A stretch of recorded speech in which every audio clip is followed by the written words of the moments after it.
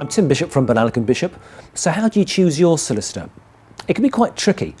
England and Wales currently has 11,300 different firms of lawyers. So how do you pick the right one for you? When using a solicitor, the first thing most people will usually look at is location. Sometimes there are services that you can't get locally and people do look at a distance or go online, but generally people tend to look for a local solicitor first. When choosing between solicitors, there are a number of things you need to look at. The first thing most people do, of course, is ask friends and relations. Clearly, word-of-mouth recommendation is absolutely crucial. But secondly, it's really important to have a look at a website. If you're someone, for example, who thinks technology is important, if you like to deal with firms by email, and you find a firm that hasn't got a website, and it hasn't even got an email apparently, is it really going to be the right firm for you? Probably not. When you initially consult a solicitor, there are some things you'll need to check out. Firstly, do they give any free advice? Our solicitors, like some others, for example, offer free initial advice over the phone. Some solicitors offer free surgeries. We offer free surgeries at every one of our offices every week, and we also offer a Skype video surgery for those who are at a distance. So they're the sort of things you need to ask. And also, if there is a first appointment, how much are they going to charge you?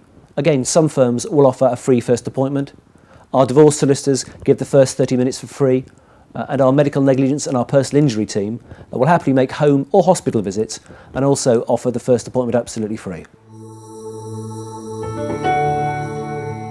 Specialisation is getting increasingly important for lawyers. Law is just getting more complex. Every year we get more and more law and more regulation.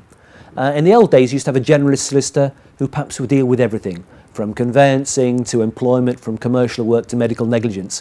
It's simply not possible to be an expert in all those areas. So yes, increasingly specialisation is really very important.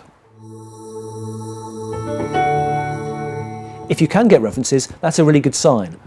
Always speak to friends and family if they can recommend someone, that's good, but equally a good firm will probably be able to provide you with testimonials they've picked up from satisfied clients and satisfied people who are referring to them regularly.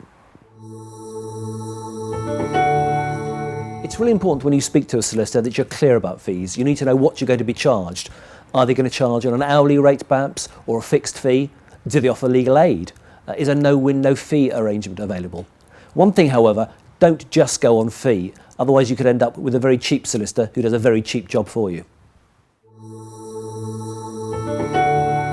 I think the final advice I would give is trust your instincts.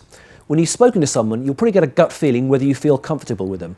For example, many issues involve emotion, whether it's the loss of a loved one with probate or going through an incredibly difficult time in any relationship breakup with divorce, for example.